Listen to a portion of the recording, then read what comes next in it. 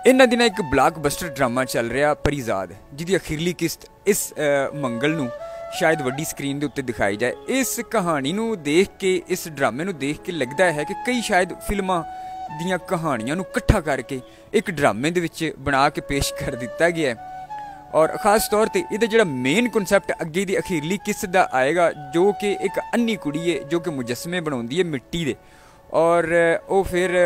परिजाद जिहड़ा है उहदे कोलों लुक्या छुपिया फिर रहा है उहदे ऑपरेशन होने तो बाद। एक कहानी इंडिया की एक फिल्म सी, भारतीय फिल्म सी, अमीषा पटेल, अर्जुन रामपाल, बॉबी देओल दी हमको तुमसे प्यार है। उहदे विच अमीषा पटेल अन्नी बनी हुंदी है और अर्जुन रामपाल उहनूं प्यार करता है, लेकिन जिस वेले उहदियां अखां बन जांदियां ने, वो ठीक हो जाती है, तो फिर जिहड़ा है उहदा जिहड़ा जोड़ है वो दूजे मुंडे दे नाल बना दिता जाता है। और वो फिर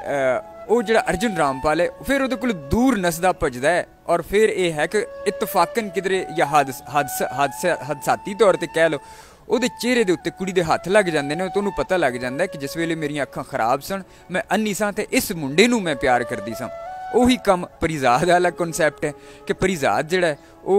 अपनी शक्ल सूरत की वजह तो ਉਹਦੇ कोलों नसिया भज्या फिर रहा, एनी की वजह तो हुण हादसाती तौर पर या इतफाकी तौर पर किधरे एनी जिहड़ी है वो पहचान लवेगी। और मेन कॉन्सैप्ट उही है भरावा, ये इंटरनेट की दुनिया है, और